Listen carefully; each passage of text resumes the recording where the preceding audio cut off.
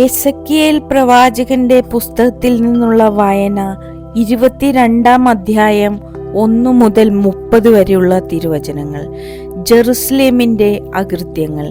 കർത്താവ് എന്നോട് അരുളി ചെയ്തു, മനുഷ്യപുത്ര, നീ വിധിക്കുകയില്ലേ? രക്തപങ്കിലമായ ഈ നഗരത്തെ നീ വിധിക്കുകയില്ലേ? എങ്കിൽ അവളുടെ മ്ലേച്ഛതകൾ അവളെ അറിയിക്കുക.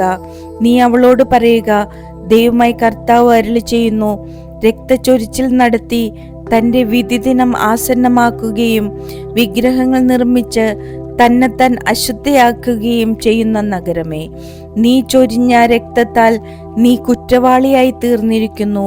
നീ നിർമ്മിച്ച വിഗ്രഹങ്ങളാൽ നീ അശുദ്ധയായിരിക്കുന്നു.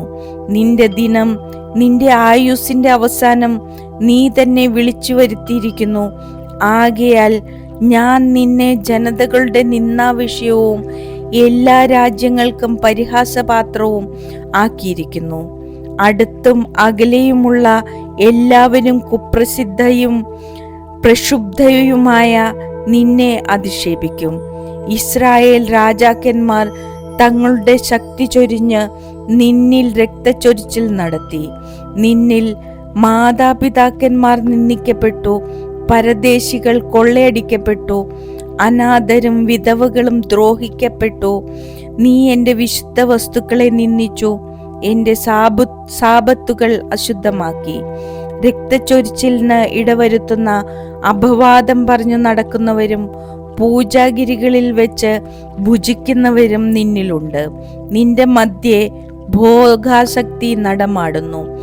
അവിടെ അവർ പിതാക്കന്മാരുടെ നഗ്നത അനാവരണം ചെയ്യുന്നു. ആർത്തവം കൊണ്ട് അശുദ്ധരായ സ്ത്രീകളെ സമീപിക്കുന്നു. നിന്നിൽ അയൽവാസിയുടെ ഭാര്യയുമായി മ്ലേച്ഛത പ്രവർത്തിക്കുന്നവരുമുണ്ട്. മരുമകളെ പ്രാപിച്ച് അശുദ്ധിയാക്കുന്നവരുമുണ്ട്. സ്വന്തം പിതാവിൽ നിന്ന് ജനിച്ച സഹോദരിയെ അശുദ്ധിയാക്കുന്നവരുണ്ട്. നിന്നിൽ രക്തം ചിന്തുന്നതിനായി കോഴ വാങ്ങുന്നവരുണ്ട്. നീ പലിശ വാങ്ങുകയും ലാഭമുണ്ടാക്കുകയും അയൽക്കാരനെ ഞെരുക്കി സമ്പത്തുണ്ടാക്കുകയും ചെയ്യുന്നു. എന്നെ നീ വിസ്മരിച്ചിരിക്കുന്നു, ദൈവമായി കർത്താവ് അരുളി ചെയ്യുന്നു. ആകയാൽ നീ നേടിയ കൊള്ളലാഭത്തെയും നീ ചൊരിഞ്ഞ രക്തത്തെയും പ്രതി ഞാൻ മുഷ്ടി ചുരുട്ടുന്നു. ഞാൻ നിന്നോട് എതിരിടുമ്പോൾ നിന്റെ ധൈര്യം നിലനിൽക്കുമോ? നിന്റെ കരങ്ങൾ ബലവത്തായിരിക്കുമോ? കർത്താവായ ഞാനാണ് ഇത് പറയുന്നത്. ഞാൻ അത് നിറവേറ്റുകയും ചെയ്യും. നിന്നെ ജനതകളുടെയും രാജ്യങ്ങളുടെയും ഇടയിൽ ചിതറിച്ചുകൊണ്ട് നിന്റെ അശുദ്ധി ഞാൻ തുടച്ചു മാറ്റും. ജനതകളുടെ മുമ്പിൽ നീ നിന്നെ തന്നെ മലിനമയാക്കും.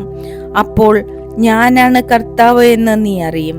എനിക്ക് കർത്താവിൻ്റെ അരുളപ്പാടുണ്ടായി, മനുഷ്യപുത്ര, ഇസ്രായേൽ ഭവനം മുഴുവനും എനിക്ക് ലോഹക്കിട്ടമായി തീർന്നിരിക്കുന്നു. അവർ വെള്ളിയും ഓടും വെളുത്തീയവും ഇരുമ്പും കാരീയവും ഉരുക്കിയ ചൂളയിലെ കിട്ടം പോലെ ആയിരിക്കുന്നു. ദൈവമായി കർത്താവ് അരുളി ചെയ്യുന്നു, നിങ്ങളെല്ലാവരും കിട്ടമായി തീർന്നിരിക്കുന്നത് കൊണ്ട് നിങ്ങളെ ഞാൻ ജെറുസലേമിന്റെ മധ്യേ ഒരുമിച്ച് കൂട്ടും. വെള്ളിയും ഓടും ഇരുമ്പും കാരീയവും വെളുത്തീയവും ചൂളയിൽ ഒരുമിച്ച് കൂട്ടി തീയൂതി ഉരുക്കുന്നത് പോലെ നിങ്ങളെയും ഞാൻ അവിടെ ഒരുമിച്ച് കൂട്ടി എൻ്റെ കോപത്തിലും ക്രോധത്തിലും ഉരുക്കും. നിങ്ങളെ ഒരുമിച്ച് കൂട്ടി നിങ്ങളുടെ മേൽ എൻ്റെ കോപാഗ്നി ഞാൻ ചൊരിയും. അതിൽ നിങ്ങൾ ഉരുകും. ചൂളയിൽ വെള്ളി എന്ന പോലെ എൻ്റെ കോപാഗ്നിയിൽ നിങ്ങൾ ഉരുകും. കർത്താവായ ഞാൻ എൻ്റെ ക്രോധം നിങ്ങളുടെ മേൽ ചൊരിഞ്ഞിരിക്കുന്നുവെന്ന് അപ്പോൾ നിങ്ങൾ അറിയും. കർത്താവ് എന്നോട് അരുളി ചെയ്തു, മനുഷ്യപുത്ര, നീ അവളോട് പറയുക, ക്രോധത്തിന്റെ ദിനത്തിൽ വൃത്തിയാക്കപ്പെടാത്തതും മഴ പെയ്യാത്തതുമായ ഒരു ദേശമായിരിക്കും നീ. അവളുടെ മധ്യേ പ്രഭുക്കന്മാർ ഇരയെ ചിന്തിക്കീറി അലറുന്ന സിംഹത്തെ പോലെയാണ്. അവർ മനുഷ്യരെ വിഴുങ്ങുന്നു, സമ്പത്തും അമൂല്യ വസ്തുക്കളും കൈവശപ്പെടുത്തുന്നു. അവളുടെ മധ്യത്തിൽ അവർ പലരെയും വിധവകളാക്കുന്നു. അവളുടെ പുരോഹിതന്മാർ എൻ്റെ നിയമം ലംഘിക്കുന്നു. അവർ എൻ്റെ വിശുദ്ധ വസ്തുക്കളെ മലിനമാക്കുന്നു. വിശുദ്ധവും അശുദ്ധവും തമ്മിൽ അവർ അന്തരം കാണുന്നില്ല.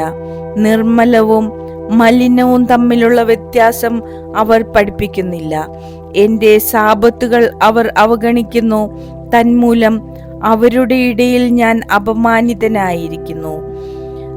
അവളിലെ പ്രമാണികൾ ഇരയെ കടിച്ചു ചീന്തുന്ന ചെന്നായ്ക്കളെ പോലെയാണ്.